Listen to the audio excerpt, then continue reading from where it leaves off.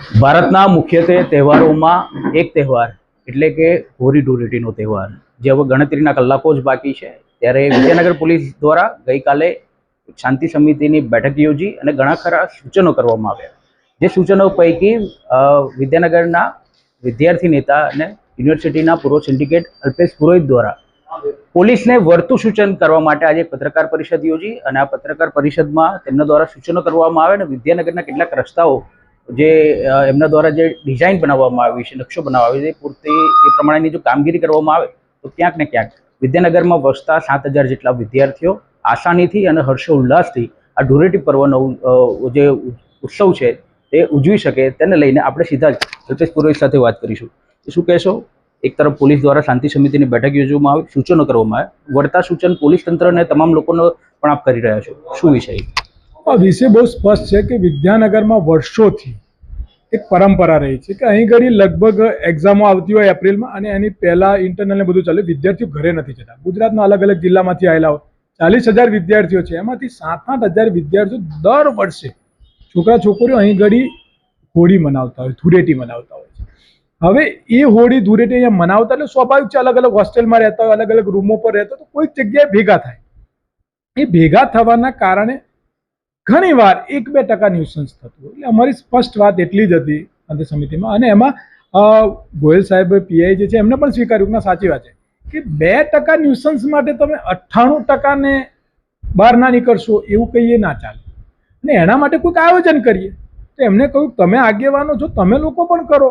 એટલે અમારી પણ જવાબદારી, એમની વાત સાચી જ અમે સ્વીકારી. એ આયોજન રૂપે આજે અમે સરદાર પટેલ યુનિવર્સિટીના નિરંજનભાઈ કુલપતિને પત્ર લખ્યો કે ભાઈ હ્યુમેનિટીઝ બિલ્ડિંગની આગળનું મેદાન જે છે ખુલ્લું મૂકો. જે સીવીએમ જે છે ચારુતર વિદ્યામંડળ એમનું ગ્રાઉન્ડ છે શાસ્ત્રી મેદાન, બહુ મોટું, એને ખુલ્લું મૂકો. અને એ ખુલ્લું મૂકવાનું મુખ્ય કારણ છે કે શાસ્ત્રી મેદાનની આજુબાજુનો વિસ્તાર, આર્કિટેક્ટ કોલેજ, બીજેવીએમ કોલેજ, આપણે શહીદ ચોકથી યુનિવર્સિટીનો માર્ગ, નલિનીવાળો માર્ગ, આ બાજુ તમે લઈ લો તો રાણા હોસ્ટેલ અને એની બાજુનો માર્ગ, બીપી સાયન્સ વાળો માર્ગ, પોલિટેકનિક વાળો માર્ગ, સી હોસ્ટેલ વાળો માર્ગ, આ બ્લોક જે છે ત્યાં આગળ તમે બેરિકેડ કરી દો. એ બેરિકેડ કરીને અંદર છોકરા છોકરીઓ રમી શકે, કોઈ વ્હીકલને અંદર એન્ટ્રી ના આપશો, ગાડી કે બાઇક કે કોઈને, અને જેના કારણે પ્યોરલી તમે એની પોલીસ બંદોબસ્ત અમુક પોઈન્ટ મૂકી દો તો કોઈ ન્યુસન્સ નહીં થાય અને છોકરાઓ રમશે ને એનો મેસેજ આખા દેશમાં જોરદાર થશે. અને આ કરવા પાછળનું ખાસ માનતો એ છે કે વલ્લભ વિદ્યાનગર વિદ્યાર્થીઓની આ ભૂમિ આજ દિન સુધી ઇતિહાસ રહ્યો છે. એવો કોઈ બનાવ નથી બન્યો કે જેના કારણે તમારે આવું બધું પગલાં લેવા પડે કે આવો સિરિયસ બનવું પડે. પણ આવું બધું થવાનું કારણ શું છે? ગયા વર્ષે અંદરના રોડો બંધ કરી અને બધા છોકરા છોકરીઓને મેઇન રોડ પર આવી જવું પડે, અંદર ઘૂસવા ના દીધા, જેના કારણે ટ્રાફિક અને બધું ભેગું થયું અને એના કારણે થોડો માહોલ એવો ટ્રાફિક વાળો થયો અને પોલીસ હેરાન થઈ, અમે માનીએ છીએ. પણ સાથે સાથે આપણે એ વ્યવસ્થા પણ કરી અને જવાબદારી અમે લીધી. આજ મીડિયાના આપસો મિત્રોને પણ બોલાય એટલે જ બોલાય કે ભાઈ આપસો પણ અમને સહયોગ કરો કે લોકોને સાચી સમજ આવે. હિન્દુ ધર્મની સંસ્કૃતિની જાણકારી યુવાનોને નથી હોતી, પણ એ આપવાની જવાબદારી કોની? યુનિવર્સિટી છે, મંડળો છે, કોલેજો છે, પોલીસ છે, કલેક્ટર છે, આપણા મહાનગરપાલિકા થઈ છે, અમારા જેવા છે, મીડિયા છે. સાથે મળીને આવું મથુરામાં જો આટલું સરસ ચાલતું હોય તો વિદ્યાનગરમાં કેમ ના બની શકે? થઈ શકે સર, અને એના માટેનું અમે આ આયોજન. આપના દ્વારા સૂચનો પણ કરવામાં આવે છે, એના દ્વારા એને લઈને કોઈ નક્કર પગલાં ભરવામાં આવે કે કોઈ યુનિવર્સિટીમાં રજૂઆત કરી હોય કે આ રસ્તાઓ બંધ કરવા માટે તંત્રને કોઈ રજૂઆત કરી હોય? અમે યુનિવર્સિટીના કુલપતિને પત્ર લખ્યો છે, અમે ચારુતર વિદ્યામંડળના ચેરમેનને પત્ર લખ્યો છે, પગલાં પણ ભરવામાં આવ્યા. અમે પીઆઈ સાહેબને કહ્યું છે, અમે ફરી આજે પણ એક પત્ર એમને ડીએસપી સાહેબને મોકલવાના છીએ અને અમે આ લેખિત રજૂઆતો કરી છે કે આવો સાથે મળીને આયોજન કરીએ. કારણ કે આ જરૂરી છે. હું તમને કહું કે મેચ જીત્યા આપણે વડલા, એમાં રેકોર્ડ છે કે એક મુસ્લિમ ખેલાડી દેશ માટે રોજા ના કરીને મેચ રમતા હોય અને એ મેચ જીત્યા પછી લાખો તમામ ધર્મના લોકો રોડ પર વિજય ઉત્સવ મનાવતા. એમાં કોઈ થાંભલે ચડી ગયું, કોઈ ફાયરિંગ કરે, યા પછી કોઈ બસ પર ચડી ગયું, તો કેટલા ટકા? 2%. તો 2% ન્યુસન્સને કેમનું ડામવું?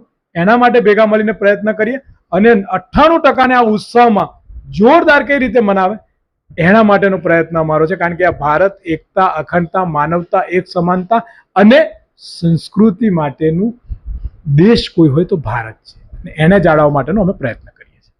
જેમ તમે કીધું 2% ન્યુસન્સ હોય, પોલીસ તો નક્કર પગલાં લેશે જ, એવા કોઈ વિદ્યાર્થીઓ કે એવા જે લોકો કે આ પ્રકારે 2% આવતા હોય છે એ લોકોને શું કહેશો તમે? અમારું સ્પષ્ટ સૂચન છે કે જે વિદ્યાર્થીઓ ઉત્સવ ઉજવે છે એમના માટે તટસ્થતાથી બોલવા લડવા માટે હું તૈયાર છું, પણ જે ન્યુસન્સ કરશે, જે ખોટા કલરો, જે ખોટી રીતે મર્યાદાનું ઉલ્લંઘન કરી અને છેડછાડ ને એવી કોઈ પણ પ્રવૃત્તિ કરતા હશે એ વિદ્યાર્થીઓને પણ હું ચેતવણી આપું છું અને કહું છું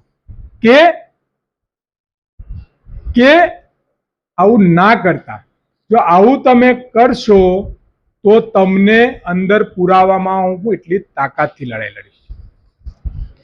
રમેશ, સાચો અવાજ ઉઠાવતા અને કોડીફાડ બોલતા અને તેજાબી વક્તા તરીકે જાણીતા અલ્પેશ પુરોહિત દ્વારા આ વર્ષે પણ કંઈક નવીન વિચારધારા સાથે આ હોળી અને ધૂળેટીનો તહેવાર ઉજવવા માટેની આ એક નવી પહેલ છે, જેને લઈને આજે પત્રકાર પરિષદ યોજીને તમામ પ્રકારના સૂચનો તંત્રને અને વિદ્યાર્થીઓને પણ કરવામાં આવ્યા છે. હવે આ પ્રકારેનું જો સૂચનો અને આ પ્રકારની જે ડિઝાઇન બનાવવામાં આવી છે તે પ્રકારેની જો હોળી ધૂળેટી ઉજવાય તો કંઈક અલગ જ વિદ્યાનગરની આ વર્ષની હોળી ધૂળેટી રહેશે તેવું સ્પષ્ટપણે અત્યારે લાગી રહ્યું છે. કેમેરામેન દિનેશ પટેલ સાથે ઇમરાન વોહરા, ન્યૂઝ નેશન આણંદ, સત્યની સાથે.